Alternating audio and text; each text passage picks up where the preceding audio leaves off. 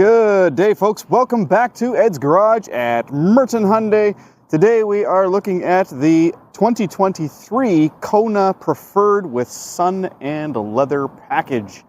Now, this one is a little bit different from the 2022, and I'll show you those things that have changed on this vehicle, but this is going to be a full review because I know a lot of my most recent reviews I've said, okay, well, here's the changes on, on the 2023 or whatever, and check out the 2022 video, and a little bit of confusion going back and forth with those. So I've decided to just do a full review on this vehicle, and I'll just highlight the changes. How about that? So yeah, if you are interested in a 2023 Kona, this video should be pretty helpful, especially if you're looking at the Preferred with Sun and Leather package. Now, I'm in Canada, so our trim levels are a little bit different. We don't have SE, SEL, limited, that sort of thing. This is going to be pretty close to the SEL, I believe, down in the States. But yeah, it's going to have some differences, but this video should still be helpful. So let's start at the front of the vehicle. So first major change, there's no fog lights. So they've taken the fog lights out for this year for the 2023 Preferred Sun and Leather. So that's the only change on the front of the vehicle. But what do we got here? So we've got a forward-facing radar system and a forward-facing camera in the window there. And you don't get to see that camera necessarily, but that is for the lane keep assist, lane follow assist, and adaptive cruise control. And of course, for the autonomous emergency braking. You can see we've got daytime running lights here. They are LEDs. Projection headlights, they're just halogen in this trim level. You got the air curtain pass-through, which of course throws a curtain of air over the front wheels to reduce aerodynamic drag. Speaking of the wheels, we have 17-inch aluminum alloy wheels wrapped in Nexen tire. These are the Enprise tires. They are a mud and snow all season. Legal to use anywhere in British Columbia all year. Not sure about the rest of the world, but 215, 55, 17-inch.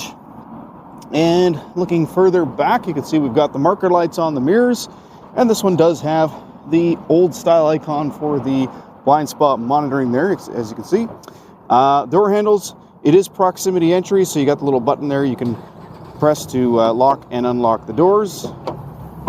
Sounds kind of nice.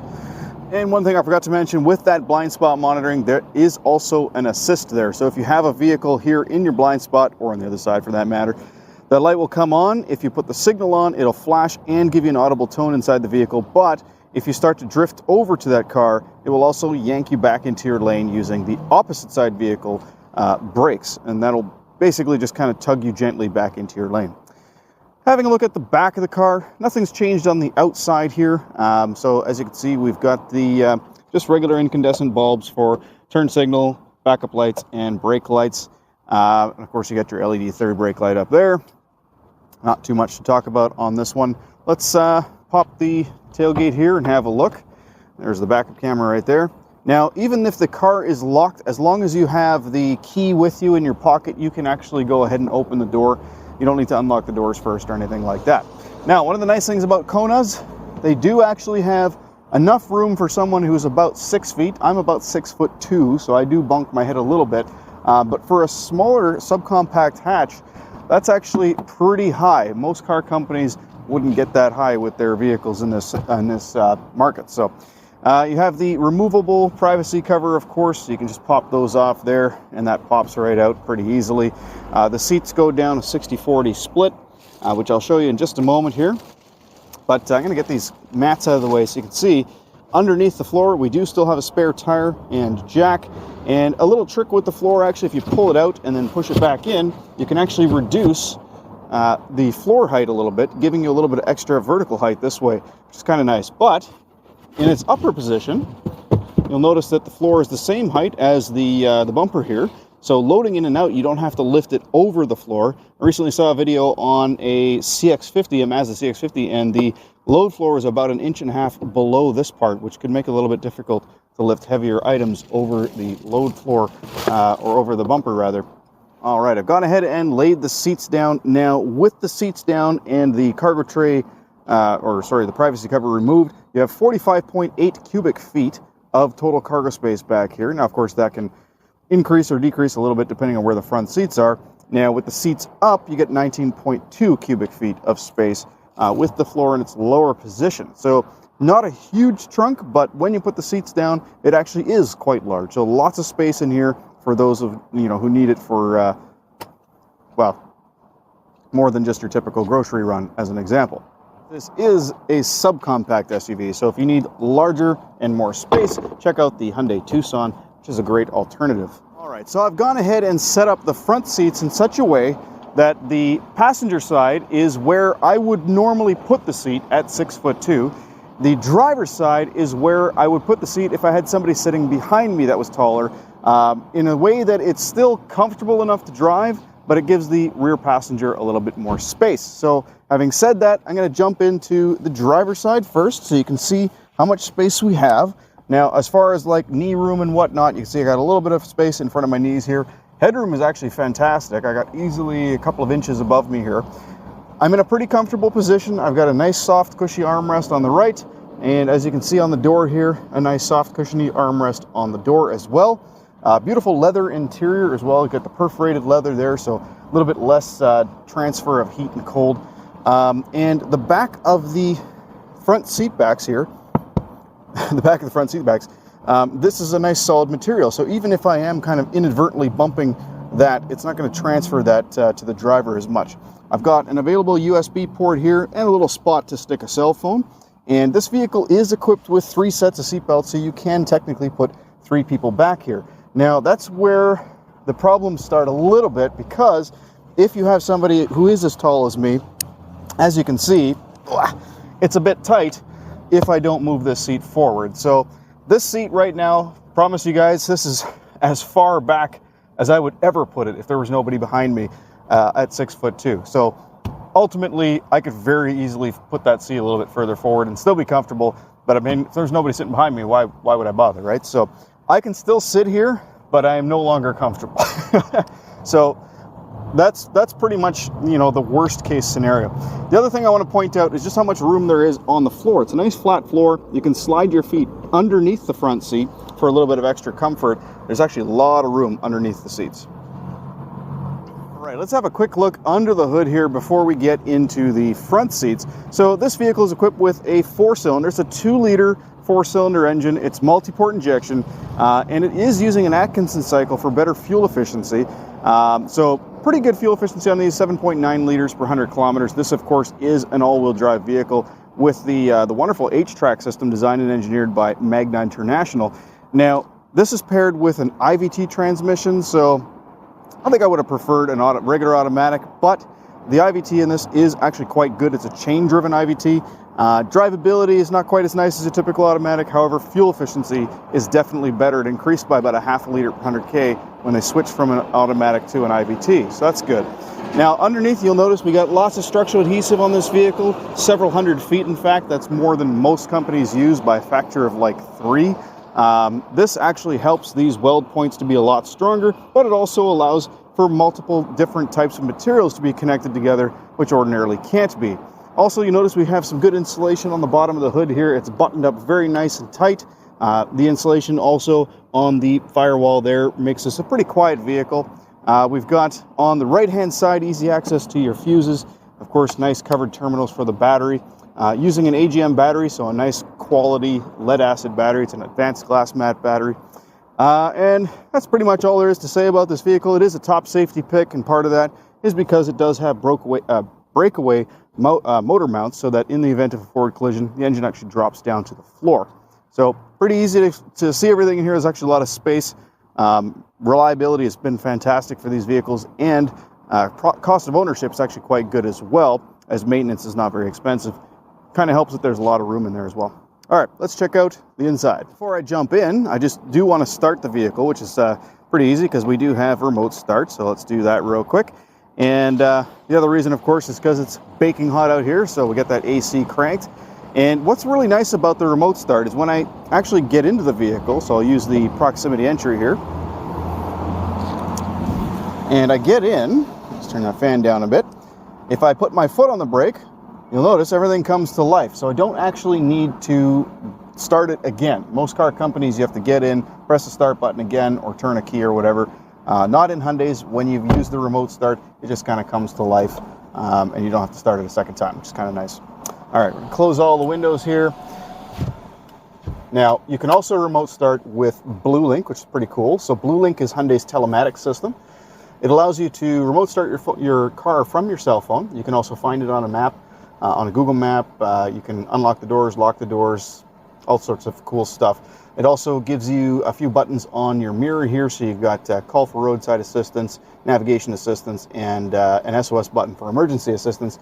But it also will call emergency services to your location in the event of a collision. All of that is free for 3 years in Canada. Beyond that, it's a subscription service between $10 to $30 a month. All right, so let's check out some of the features. Now, one thing I forgot to mention when we were looking at the trunk was this vehicle no longer comes with a cargo net, so that was one of the differences for 2023. However, they have added a really big feature, and that is the 10-inch navigation screen. Check this out. So a beautiful 10-inch screen, of course, a non-polarized screen, so you can easily see what's on here when you're wearing sunglasses. I'm going to pull this off here so we don't have all the glare. So even if you're wearing polarized sunglasses, you'll still be able to see what's on the screen. But yeah, so big wide screen, huge map, of course, which is kind of nice. Now, the navigation system did not exist in the 2022 model, and it had a smaller screen as well. It was only an 8-inch screen. However, you do lose the wireless Android Auto and Apple CarPlay, although it does still have wired Android Auto and Apple CarPlay. It's no longer wireless, unfortunately. All right, but rather than starting with that screen, I'm going to start on the left side of the vehicle, and we'll go to the center, up to the screen, and we'll talk about the instrument cluster as well. So starting on the very left, you've got your dimmer switch right here. It does have hill descent assist, so up to 40 kilometers an hour when this button is pressed, and an icon like this shows up on the instrument cluster.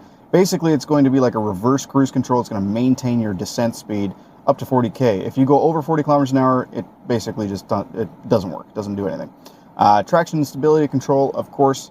And up here, you can see on the turn signal stock, we do have automatic headlights. I always like to keep it in the headlights on all the time mode, though, because that way you'll have tail lights during the day as well. So the cool thing, though, is that when you shut off a Hyundai vehicle that has its headlights on, the car actually turns all the lights off anyway, so you don't have to worry about killing your battery. On the right-hand stock, of course, you've got your windshield wiper and washer, and of course, a rear wiper as well. On the steering wheel, you've got your voice recognition. So the cool thing is that this one, now you also have built-in voice recognition. When you press it, you got the new screen over here that comes up, indicating that, yes, it is actually listening to you. And you can go to the command section here to see exactly what sort of things you can actually say. So we won't cover that right this second, but so yeah, another new feature is built-in voice recognition. The previous model, previous generation, you had to have a phone connected via Apple CarPlay, Android Auto in order to use this button. Now it'll do both. The volume switch is here, of course, which also doubles as a mute. This one here is for your next and previous track, or skip and previous. Mode switches between where music's coming from. So the first time I press it, kind of neat, you can actually choose the different sources of audio. So if you don't use all these different sources, you can actually just choose the ones that you're normally, going to be using, and then the rest are just ignored. So it'll cycle between each one of those. You got your answer button here and another customizable button. So let's press that. So what does that do? Well, that gives you the option to do nothing, put the car into quiet mode, which I'll talk about a little later, turn the radio off, cancel the route, reroute, go to the map, go to the home screen, go to a voice memo so you can record your own voice, put the vehicle into privacy mode for when you're talking on your phone, you don't want anybody else to hear what you're saying, change the hands-free calling device, and reject or end the call, which is the one I always choose. Now, on the right-hand side of the steering wheel, you've got these two buttons here, which control that screen, which we'll talk about in a bit. You've got cruise control, of course, so you can set the speed there, increase it or decrease it, pause it, and resume it. And then this is kind of nice. You have adaptive cruise control in this vehicle. That's right. In a vehicle that is sub 30,000, this vehicle retails, just over 30,000, 31,224 in British Columbia. So in a vehicle that has an MSRP sub 30,000, but with delivery and destination slightly over, you get adaptive cruise control, which is kind of nice. You have the lane follow assist at low speeds. So you can see there on the screen now we have lane keep assist at high speed, lane follow assist at low speed. Basically, they do the same thing, but they just kind of maintain your position in the lines. Car will kind of steer itself to some degree. All right, looking down here, you can see we've got a power e-brake. Now, nice thing about this power e-brake is that when it's set, if you put the car into drive, it'll actually shut itself off. So it'll actually take the e-brake off so you don't drive around with the e-brake on, which is kind of nice. The auto hold just maintains your position when you take your foot off the brake if the car is in drive, whether or not you're on a hill. So it just won't move when you take your foot off the brake. As soon as you touch the gas, that shuts off and away you go. You got heated seats in this vehicle, of course, driver and passenger. Heated steering wheel, whole 360, all the way around the steering wheel is heated. It does have the auto start-stop system, which you can disable right here. You've got different drive modes. So if we look at this screen again, you can see we've got normal, sport, and smart. Smart mode's going to automatically put you into like a eco mode when it detects that you're driving economically, or a dynamic mode when you're driving spiritedly. You have normal and sport. Sport will tighten up the steering wheel and give you a bit more low-end kick, a little bit better throttle response as well. This vehicle is also, as I mentioned before, equipped with the H-Track all-wheel drive system with a center locking differential. So if you need a little bit extra capability when this is enabled, it'll apply 50-50 torque distribution between the front and the rear wheels. But the nice thing about the all-wheel drive system in this vehicle is that when it's not in that locked position, it actually doesn't matter so much, because as you start to accelerate, and if you ever look at this screen, as it starts to accelerate, it'll show you all four wheels are going to get power under any sort of acceleration at any time, whether or not the lock switch is engaged. So it's not going to wait for the front wheels to slip. It's called a predictive all-wheel drive system. It's really good. All right, let's have a look at the buttons down here, or at the controls ports down here. You got a USB port that's capable of charging even tablets. It's a higher wattage. You got this USB port, which it's able to charge older, smaller phones. Not so much the newer phones, but it will maintain a float charge, but it's mainly used for the Apple CarPlay and Android Auto. And then you got the 12-volt port right here, a little bit of storage here. Above that, you have your manual climate control. It's pretty simple: fan speed, temperature, where the air is coming from. The recirc is quite nice. If you have recirculation off, when you use the windshield washer fluid, it'll actually turn it on, but that does need to be set up. So if we go into setup real quick, into vehicle, just got to remember where it is here: climate, recirculate air, activate on washer fluid. So now when I pull the washer fluid, there it is, it comes on, so I don't have to smell the windshield washer fluid. Pretty neat, eh? All right, you got your hazard button there. We already talked about the mirror.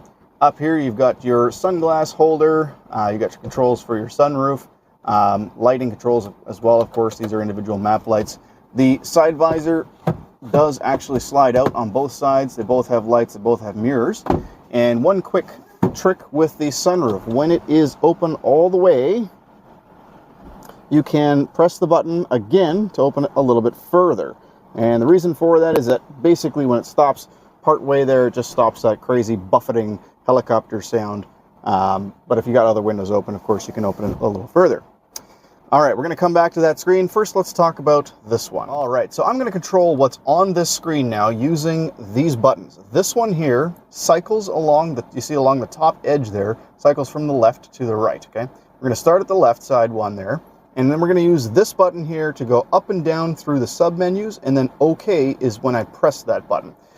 So first screen is drive info. That's basically your trip computer for the current drive. When you've started the car, it starts to memorize how far you've gone, your average fuel consumption.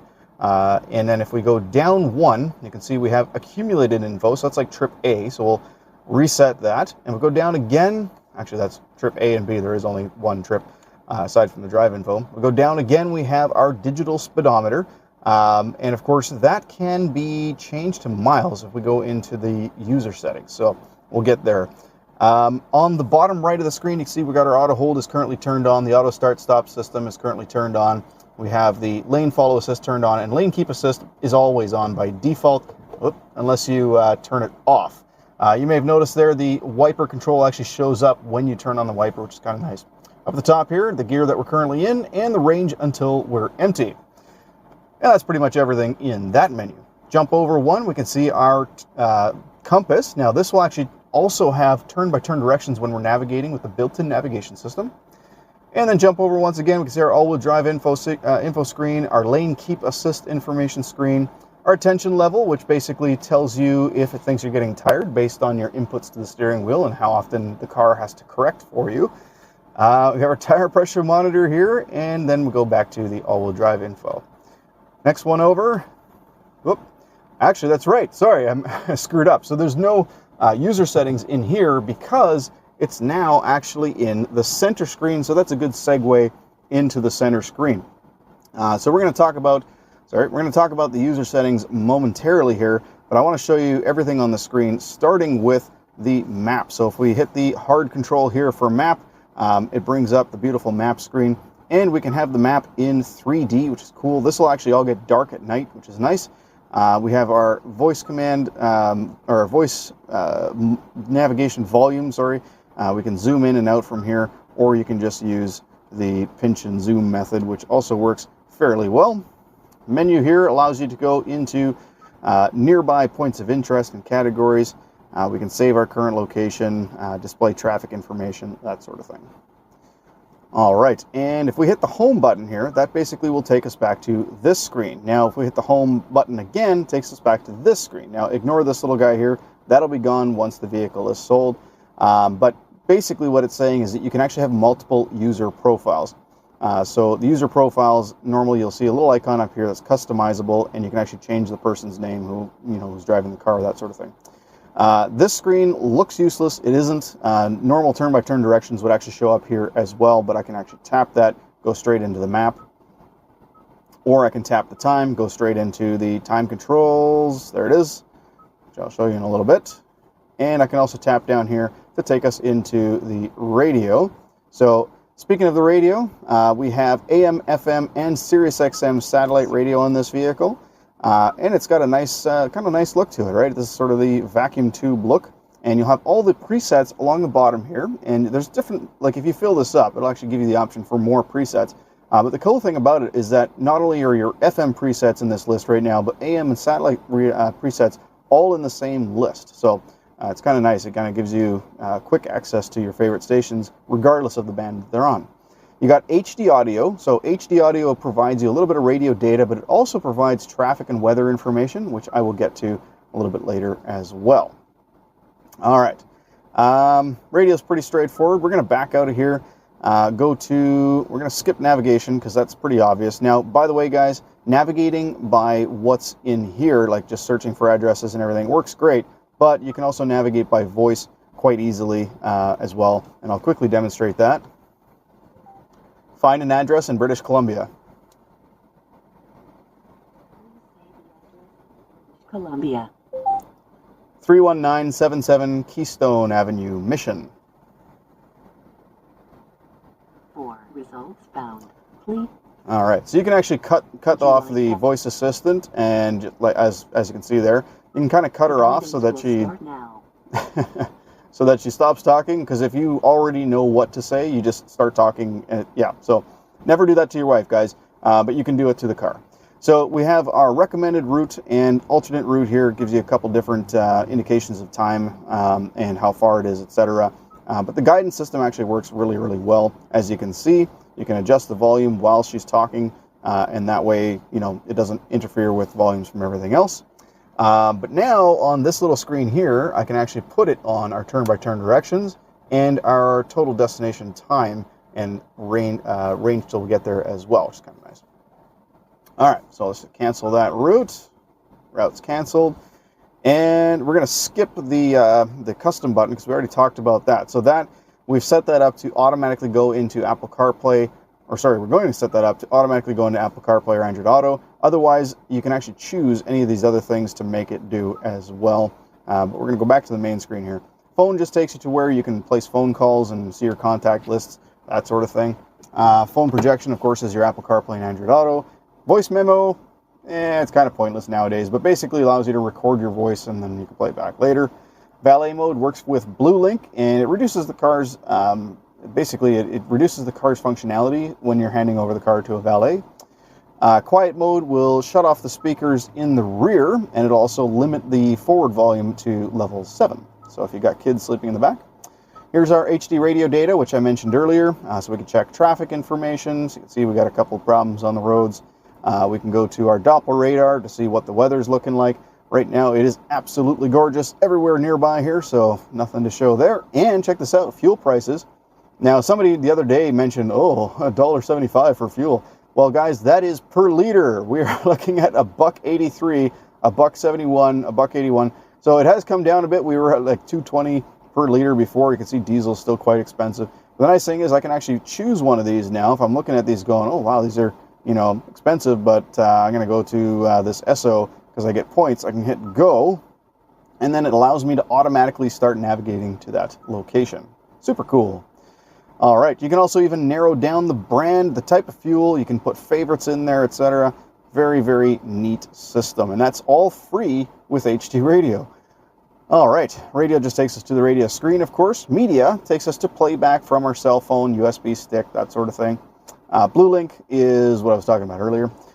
And then setup. So if I slide over, there's two more things. Notifications, that's part of Bluelink. So Bluelink notifications in regard to the car. That sort of thing. User manual, you can scan if you want to bring up the user manual of the vehicle digitally. But we're going to go to setup. So let's hit the setup button. So we got some hard buttons down here, as I mentioned. Seek, track, radio, media, setup. Those are all the same as the things that are up here. But you got your tuning knob, your volume knob. This is also a power button. So if you press that, it'll turn on and off the radio. And if you hold it, it'll turn the whole screen off. And you can actually set it up so that it shows a time instead of just a blank screen.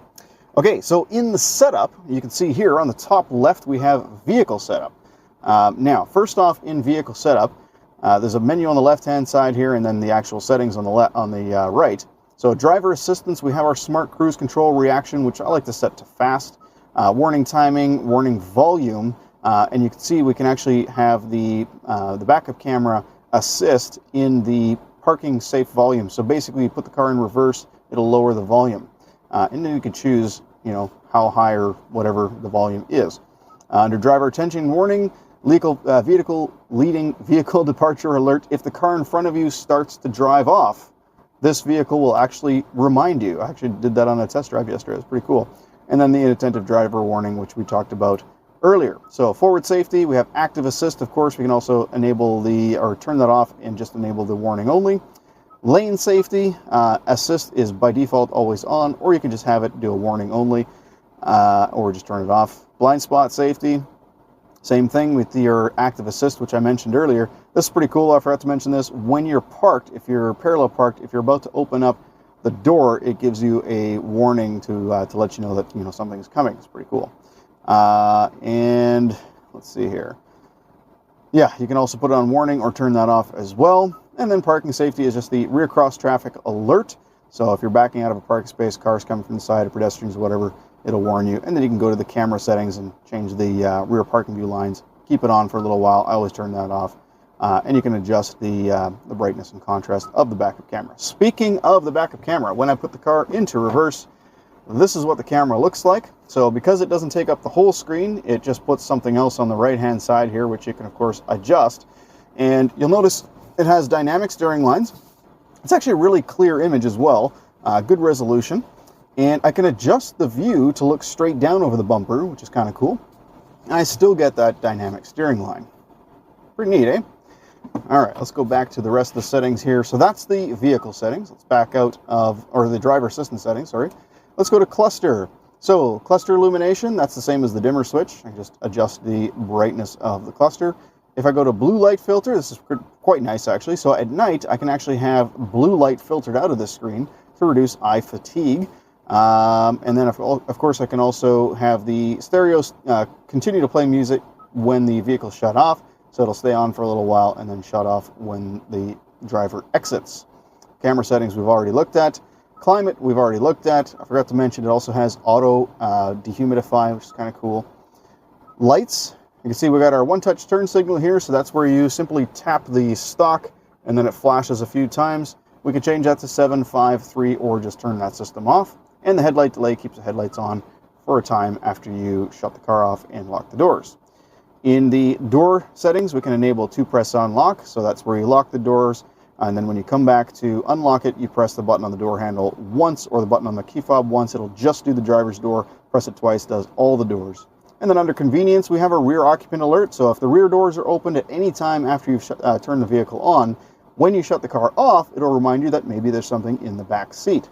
And our auto rear wiper turns on the rear wiper automatically when you put the car in reverse, assuming the front wipers are on. All right, so that's all the vehicle settings. Navigation settings include changing the vehicle speed display. So I can actually enable vehicle speed display on the map screen. I can put on traffic information. So you can see here it sets weather to show traffic information on the 2D or 3D map view. Of course we want that on. We can have the traffic color on route, so if it's bad it changes to red, that sort of thing. We can have our nearby points of view coming up on the map just in real time, so you don't have to actually go to the points of view, it just shows them. Under guidance, you can see we can have detailed guidance, so lots of information or minimal information. You can show the speed limits, that sort of thing.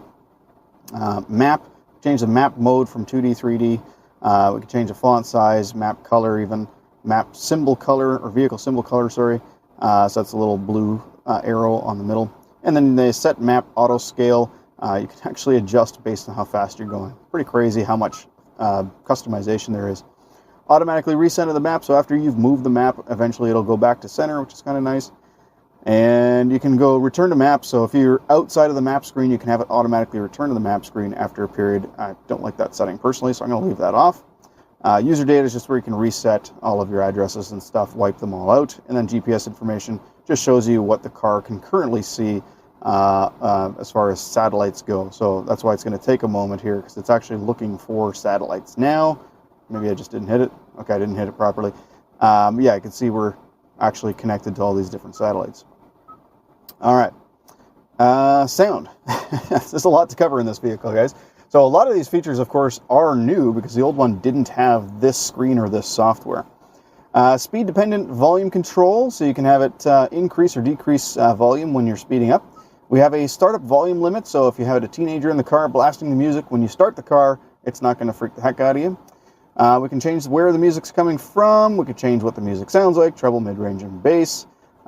Change the navigation volumes, so navigation guidance during phone calls. The welcome sound, which of course we want to turn that on as well. Radio noise, we got original, minimum, and noise reduction. Original sound or minimum noise reduction, maximum noise reduction only works on FM stations, so it actually takes away a lot of the static. We can change the driver safe priority. So we already looked at this. Basically, this allows you to have the volume go down when you're getting a warning. And then under connected devices, this is just where we can enable and disable Android Auto, Apple CarPlay. Device connections is where you would connect the phone to Bluetooth. User profile is what I talked about a little bit earlier. Right now we're in a guest profile. We can set up a user profile, which will remember all of your presets, radio presets, dashboard lighting level, that sort of thing. Voice recognition just allows you to change some of the settings on the voice recognition system. Screen layout, if we go into that, allows us to change the actual theme. So if we go to, let's put it on theme B. You know, I'm actually not, oh, that's right. This is for the little instrument cluster screen, and it's just changing these little lines. See, it's blue now, so if I hit theme A, now it's white. There's theme B is red. Yeah, kind of weird. Screensaver, that's where we can enable the digital clock when the screen is off, as you can see, there we go, or analog clock. And then in split screen, that's where we can actually have the different stuff on the right-hand side here come up. We can choose what we want those things to be and what order they're in. So to give you an example, in the map screen, if I bring up the split, now we got these different things in here. And the nice thing is if I'm on radio and then I hit the radio button, it actually flips them around. Pretty cool, right? All right, so that's all in screen layout in the settings. And then under display, we have the, we already looked at this. Let's back out of here and go over to general. bluelink is just where you can set up your bluelink, guys. Here's where you can do an update to the map. Now it is over-the-air updates when you have bluelink enabled, so that's kind of nice to see. And then of course you also have your system information, your date and time, which is all GPS, so you don't really have to set the date and time. You can change the daylight savings time and such. Under units, of course, that's where you can change, you know, between the kilometers and miles that we talked about earlier, temperature, Fahrenheit and Celsius, kilometers per liter, liters per 100 kilometers, tire pressure, PSA, KPA, or bar. Under media options, you can have the vehicle automatically just shut the radio off when you turn the car on, so you have to turn it on to start playing. And then display media change notifications, so anytime something changes, it gives you a little brief bit of information in regard to that. And that's pretty much it in the setup and pretty much it for that screen. All right, guys, so that pretty much covers everything. I hope that that was somewhat helpful to you. I'm going to go ahead and park this this nice little car now. So I quite like the newer Kona design. I think they've really done a great job on, you know, the front end design and the styling and such. I wasn't a huge fan of the 21 and prior, like the way that they did the grille and everything. I found just a little bit too much black cladding and whatnot. So it's nice to see, you know, a bit more body colored accents and whatnot. But I also just like the way that the front end looks. I just think it just looks better. But anyway, thank you so much for watching. If this video was helpful to you in any way, like if you learned something new or if you're in the market for one of these vehicles and it helps you out, please hit like and consider subscribing. I've got lots of these videos coming out in the near future. A lot of 2023 models are going to be making their way to our dealership. So yeah, don't forget to subscribe. Comment below if you have any questions, comments, or suggestions. I'd love to see your suggestions on how to do things differently. And that's pretty much it. Otherwise, have a wonderful day. See you next time.